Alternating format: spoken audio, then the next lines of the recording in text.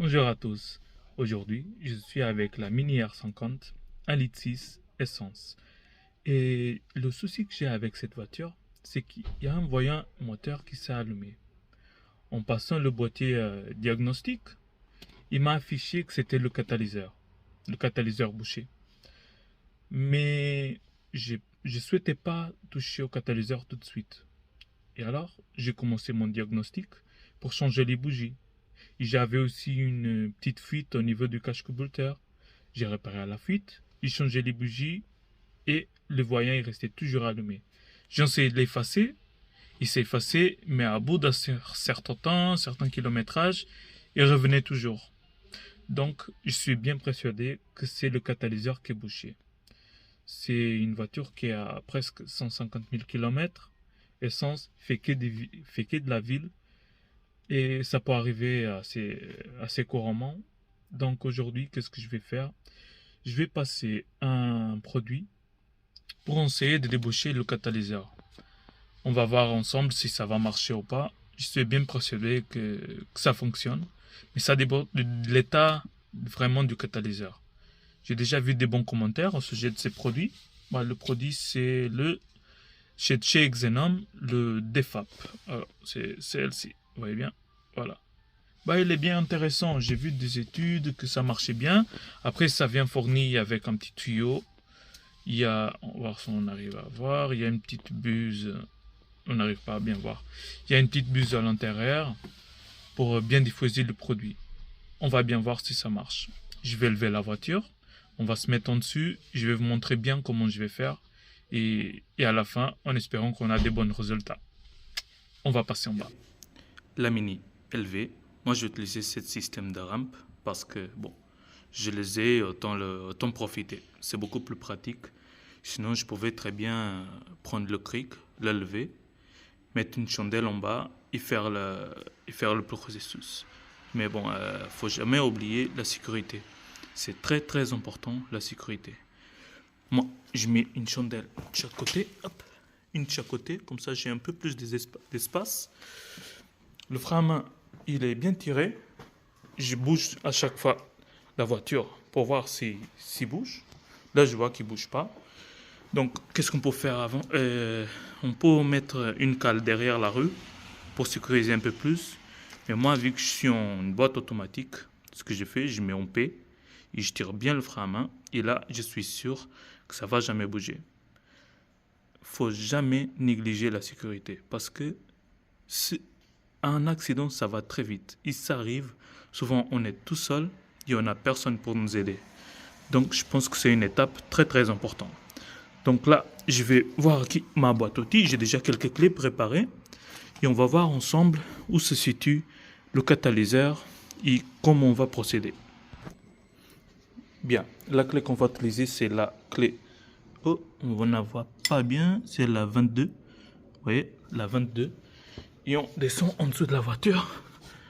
C'est toujours un peu compliqué de filmer avec le téléphone, la caméra, tout ça. Bon, alors, ici, on a le silencieux intermédiaire et tout au bout, on a le final. Et juste avant l'intermédiaire, hop. Alors, vous voyez, ça, c'est le catalyseur de la Mini. Ici, on a la sonde à la finale, à la sortie. Et tout en haut, alors si j'arrive à vous montrer, vous voyez là-haut, comment on va, là-haut, il y a des câbles, voilà. Là où il y a le câble, il y a une 12e sonde. Donc ça, c'est la sonde de la rentrée. Et le but, c'est de mettre le produit de la rentrée jusqu'ici au catalyseur. Ça va agir dedans, et là, il va faire son travail. Il faut toujours mettre à la rentrée. Moi, j'ai la chance, j'ai la sonde là-bas. Vous, il faut essayer de trouver toujours la zone la plus proche de la rentrée. Je vais dévisser la sonde et on attaque. J'ai déjà dévissé la sonde là-bas. Et ensuite, qu'est-ce qu'on va faire? On va prendre le Xenium, le DPF. On va prendre la petite buse qui est là. On va l'enclencher là-dedans. À une main, j'arrive pas. une fois que je lâche la caméra, je vais le faire. On va enclencher la buse là-dedans et on va mettre le produit.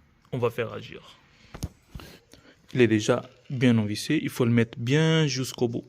Il faut jamais oublier que quand on utilise un produit style bombe, il faut bien le secouer avant pour que le produit il se mélange bien en bas. Alors, maintenant, on va descendre en dessous de la voiture. Hop. Je vais profiter. Hop. C'est quand même un peu serré. Il n'y a pas beaucoup d'espace. Mais on va faire avec. Alors, vous voyez, ça, c'est la sonde que j'ai dévissée. Et là-haut, attends, si je vous montre, voilà, là-haut, il y a la petite rentrée de la sonde.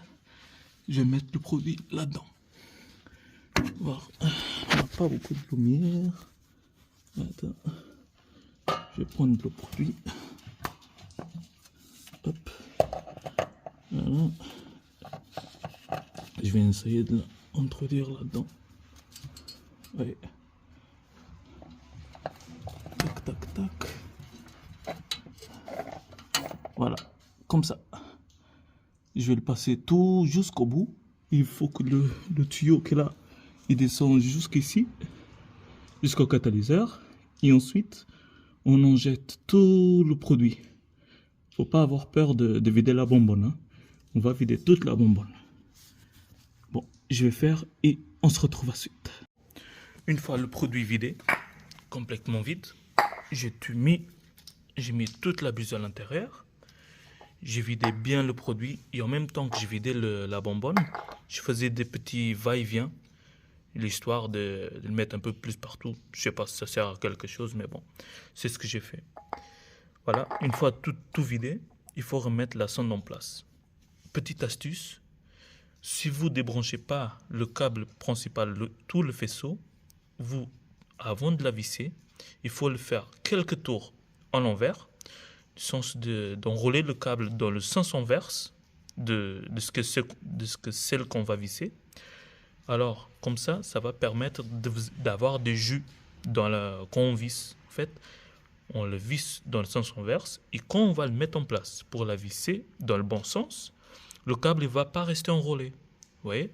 Mais il faut être gentil, il faut faire ça gentiment parce que c'est des câbles, c'est complètement fragile. Donc, on fait ça tranquillement. Ensuite, là, il faut laisser le produit agir. Donc, je vais laisser le produit agir pendant environ 1 heure. Là, il est sur les rampes. Je vais la descendre sans mettre le moteur en route. Je vais le laisser reposer pendant 1 heure. Après 1 heure, on va faire des essais. Il faut le faire travailler pour voir qu'est-ce que ça donne, pour qu'il évacue toute la merde, que ça restait encrassé. On verra bien si ça va fonctionner ou pas. 1 heure est passée et là, c'est le moment de tester le produit.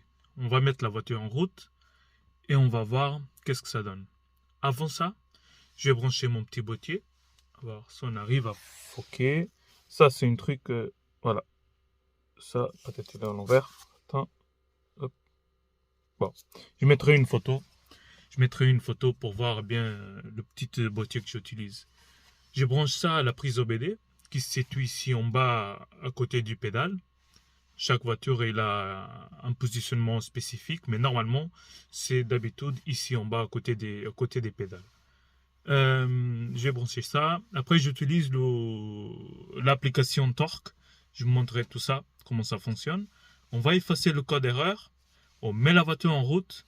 On laisse chauffer un petit peu. Moi, je laisse chauffer mes voitures d'habitude en 1 minute, 1 minute et quelques. Et après, je roule doucement, histoire de faire chauffer tous les fluides. Et on verra bien si ça va fonctionner ou pas. Je voulais effacer tout de suite le code erreur. Mais ici, en bas, dans le garage, comme j'ai pas beaucoup de réseau, j'arrive pas à me connecter. C'est pas bien grave. On va démarrer la voiture. Et ensuite, on effacera le code. Il faut que je mette un peu d'essence. Et ensuite, on va effacer le code erreur et on va faire chauffer la voiture gentiment. Et j'ai pas beaucoup d'essence. On va démarrer la voiture. Normalement, elle est en position P et Allez, il s'est mis bien en route. Vous voyez, j'ai toujours le voyant qui reste allumé. On va derrière voir.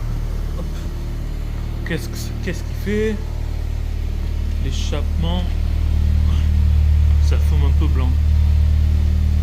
On va voir de l'autre côté. Ça sent vraiment fort quand même. Hein.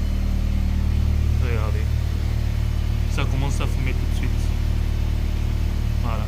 Donc ça, et ce qu'on voit là, c'est toutes les particules fines qui restent bloquées dans le filtre à particules. Soit le filtre à particules ou le FAP, le fonctionnement c'est exactement le même. Donc ce qu'on fait ici, on peut faire aussi pour les voitures diesel. On va rouler, on va sortir d'ici. Il faut laisser la voiture travailler dans un ambiance bien ouvert parce que c'est fort et c'est pas bien pour notre santé. Je vais sortir du garage et on se retrouve à la station essence pour mettre un peu d'essence. Ouais, vous arrivez à voir la fumée qu'il fait? Ouais, c'est vraiment désagréable. Ça fume, les gens y râlent, mais il n'y a pas de choix. Maintenant, je vais faire le plein, je vais mettre l'essence. Il faut rouler à peu près entre 3005 et 4000 tours minute. Tant qu'il sort la fumée, faut pas s'arrêter. Faut continuer à rouler pour que toute la fumée y part. Donc la fumée, c'est les cendres qui sont accumulées, qui se dissipent comme ça. Regardez, il y a un peu de fumée quand même partout, ça reste, c'est désagréable. Les gens ils vont pas être contents, mais on n'a pas de choix. C'est comme ça, il n'y a pas un autre moyen.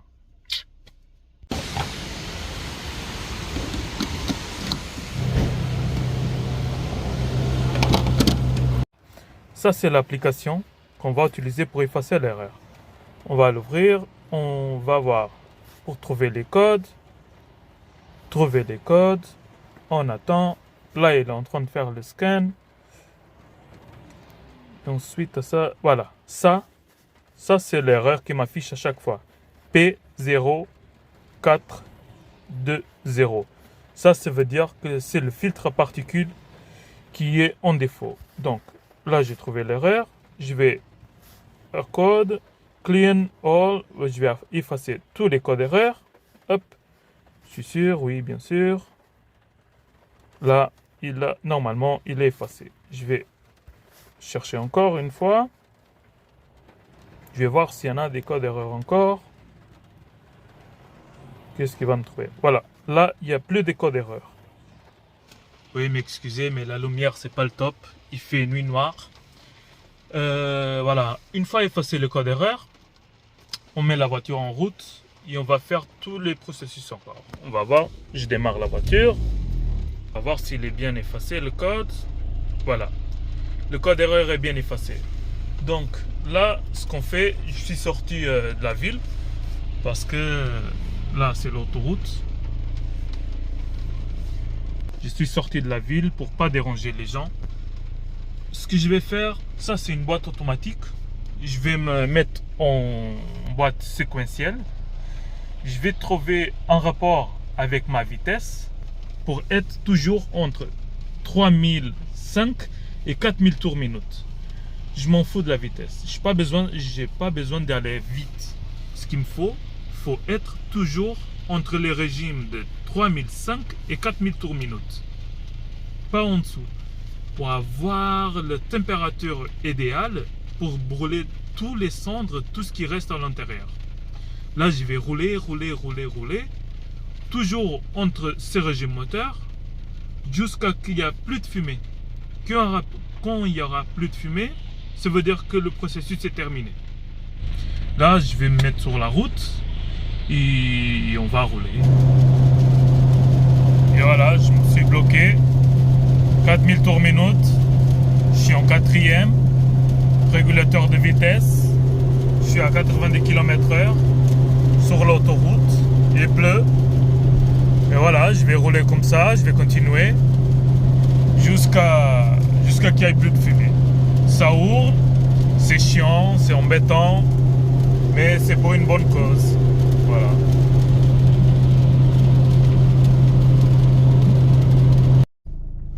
On a fait à peu près 40 minutes de roulage.